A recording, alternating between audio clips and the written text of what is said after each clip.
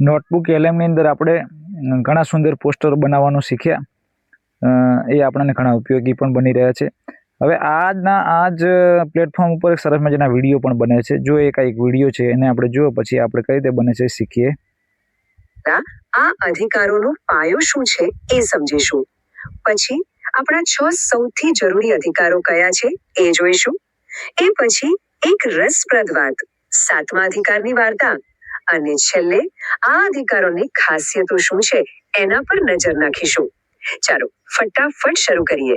તો આ અધિકારોની શરૂઆત ક્યાંથી થાય છે એનો ઉલ્લેખ આપણા બંધારણ. આ રીતના વિડીયો બનાવવા, જે રીતે આપણે પોસ્ટર બનાવવું સરળ છે એટલું જ સરળ છે. તો આપણે સૌથી પહેલાં નોટબુક એલએમની અંદર જતા રહીશું. ક્રોમની અંદર આ રીતે નોટબુક એલએમ મેં અગાઉથી ખુલેલું જ છે.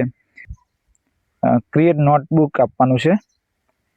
એ આપશું એટલે આપણને તરત આ રીતે એના ઓપ્શન આપશે કે કોઈ ફાઇલ અપલોડ કરવી છે, યુટ્યુબની કે કોઈ વેબસાઇટની લિંક નાખવી છે, કે ડ્રાઈવમાં માહિતી પડી એના આધારે વિડીયો બનાવવો છે, કે કોઈ ટેક્સ્ટ તમારી જોડે લખાણ છે અને એને પેસ્ટ કરવું છે. મારી જોડે એક યુટ્યુબની લિંક છે, એની અંદર બંધારણની વાત કરેલી છે, તો એ અહીંયા પેસ્ટ કરી અને આ રીતે ઇન્સર્ટ આપવાની છે.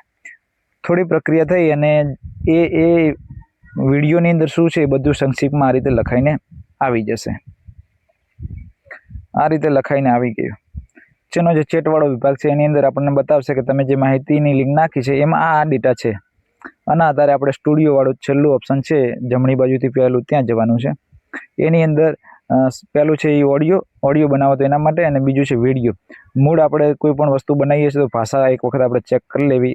સૌથી ઉપર જે સેટિંગ છે એમાં જઈ અને આપણી આઉટપુટ લેંગ્વેજ શું છે એ જોઈ લેવાની. આપણી ગુજરાતી છે તો કોઈ પ્રશ્ન નથી, આપણે જે ભાષામાં બનાવો એમાં ક્લિક કરવા. વિડીયો ઓવરવ્યૂ લખેલું છે એના ઉપર ક્લિક આપવાનું છે. તમારે એની સાઇઝ માટે કે કોઈ વિશેષ સેટિંગ કરવા હોય તો એની અંદર જઈને કરી શકો. વિગત કંઈ અલગ આપવી તો પણ તમે કરી શકો છો. હું એમ જ કંઈ પણ કર્યા વગર વિડીયો ઓવરવ્યૂ ઉપર ક્લિક આપું છું. એટલે આ પ્રક્રિયા ચાલશે અને આ રીતનું જનરેટિંગ વિડીયો ઓવરવ્યૂ આ રીતે શરૂ થઈ જશે. બંધારણની ગેરંટી કરીને આ વિડીયો તૈયાર થઈ ગયો છે. મેં બીજી કેટલીક વસ્તુ બનાવેલી છે ઇન્ફોગ્રાફીના હાથે આમાં, પણ બંધારણની ગેરંટી કરીને આ વિડીયો ઓન કરવાવાળું નિશાન છે ત્યાં હું આપું છું. તો આ રીતનો વિડીયો બની ગયો છે. હવે એ ચાલશે. જરા વિચારો, આપણી પાસે એક એવી ગેરંટી છે જે આપણા વિકાસ અને આપણી સ્વતંત્રતાનું રક્ષણ કરે છે. આ કોઈ 7 મિનિટ અને 19 સેકન્ડનો વિડીયો છે. આને આપણે ડાઉનલોડ કરી લઈએ. હવે આ વસ્તુ રહી એ આપણા હેતુ પ્રમાણે અલગ અલગ રીતે આપણે વસ્તુનો ઉપયોગ કરવાનો થાય છે. નોટબુક એલએમ એટલે માત્ર શિક્ષણ માટે જ છે એ રીતે નથી.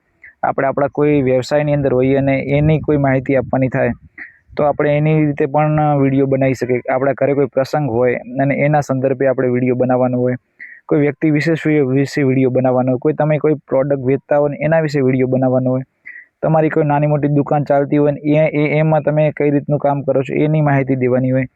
કોઈ પણ વસ્તુનો ઉપયોગ આપણે કયા હેતુ માટે કરીએ છીએ એના આધારે બને છે. આ રીતનો વિડીયો બનાવવો સરળ છે. બીજા મિત્રોને પણ શીખવો. આની અંદર સ્ટુડિયોની અંદર બીજા કેટલાક ઓપ્શનો આપણે અગાઉ ચર્ચા કરી હતી. ફરીથી એક વખત કહી દઈએ કે ઓડિયોવાળું છે એના ઉપર આપશો તો ઓડિયો સરસ મજાનું જનરેટ થશે. માઇન્ડ મેપ આપણને યાદ રહી જાય એ રીતે આખા ડેટાને અલગ અલગ રીતે કરીને આપશે. રિપોર્ટ એટલે જે માહિતી નાખી છે એ માહિતી આખો રિપોર્ટ એનો આધારે તૈયાર કરશે કે અંદર માહિતીમાં ખરેખર શું છે. જેમ આપણો ન્યૂઝ રિપોર્ટ આવે છે એ રીતે. ફ્લેશ કાર્ડ, આ ફ્લેશ કાર્ડ છે આપણને જે માહિતી છે એના ટુકડા ટુકડા કરી અને એનો સારાંશ આપણને એક એક ફ્લેશ કાર્ડમાં બતાવશે. ક્વિઝ, આપણો જે ડેટા આવ્યો છે એ ડેટાના આધારે કેટલાક પ્રશ્નો બનાવી આપશે. આ ઇન્ફોગ્રાફી વિશે આપણે અગાઉ શીખી ગયા. સરસ મજાની ડિઝાઇન સાથેનું બનાવે છે. આ સ્લાઇડ ડેક એ ઇન્ફોગ્રાફી પછી બીજા નંબરે ઉપયોગી છે કે જેની અંદર કોઈ માહિતી એક પેજમાં નથી આવી શકતી. ત્યારે આપણે સ્લાઇડ બનાવીએ તો એ સ્લાઇડના કારણે આખી માહિતીને અલગ અલગ પેજની અંદર સરસ મજાના સ્લાઇડ સ્વરૂપે રજૂ કરે ને આપણે એને ડિજિટલ બોર્ડ ઉપર કે એના ઉપર રજૂ કરી શકીએ. હું એક વખત આ સ્લાઇડ ડેક ઉપર આપ્યું તો એક સરસ મજાની સ્લાઇડો તૈયાર થશે.